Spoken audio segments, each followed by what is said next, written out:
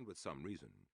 He had been the only freelance picture reporter on the Capitol grounds when the visitors from the unknown had arrived, and had obtained the first professional shots of the ship.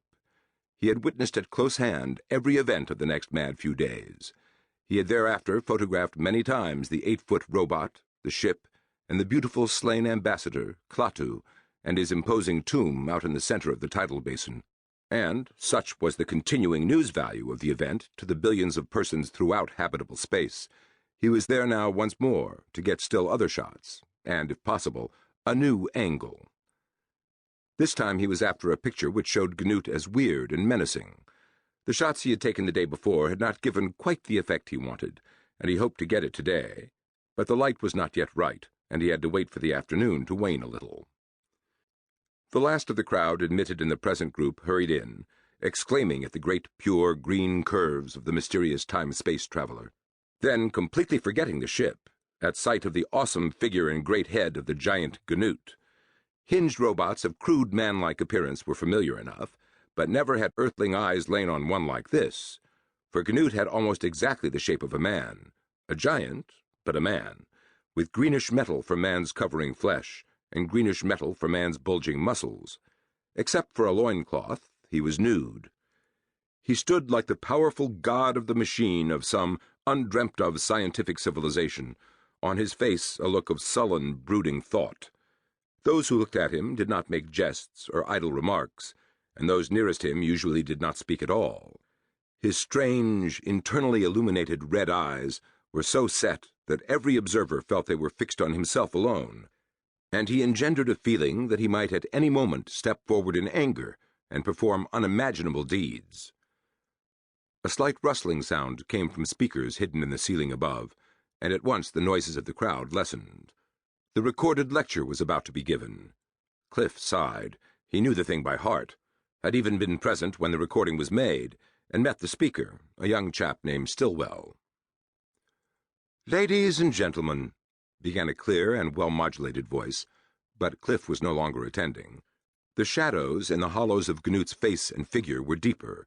It was almost time for his shot. He picked up and examined the proofs of the pictures he had taken the day before, and compared them critically with the subject. As he looked, a wrinkle came to his brow. He had not noticed it before, but now, suddenly, he had the feeling that since yesterday, something about Gnut was changed. The pose before him was the identical one in the photographs.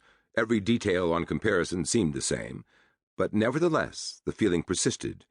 He took up his viewing glass and more carefully compared subject and photographs, line by line. And then he saw that there was a difference. With sudden excitement, Cliff snapped 2 pictures at different exposures.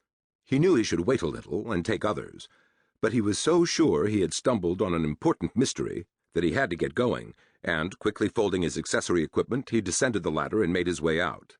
20 minutes later, consumed with curiosity, he was developing the new shots in his hotel bedroom. What Cliff saw when he compared the negatives taken yesterday and today caused his scalp to tingle. Here was a slant indeed, and apparently no one but he knew. Still, what he had discovered, though it would have made the front page of every paper in the solar system, was, after all, only a lead.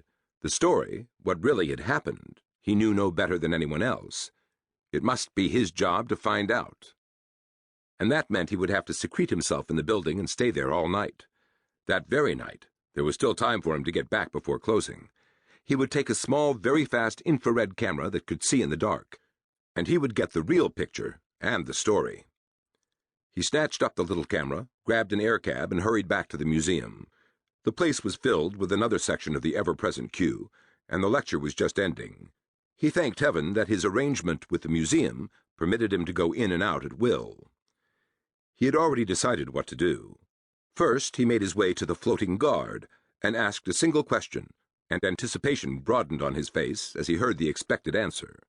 The second thing was to find a spot where he would be safe from the eyes of the men who would close the floor for the night. There was only one possible place, the laboratory set up behind the ship. Boldly, he showed his press credentials to the second guard, stationed at the partitioned passageway leading to it, stating that he had come to interview the scientists, and in a moment was at the laboratory door. He had been there a number of times and knew the room well. It was a large area, roughly partitioned.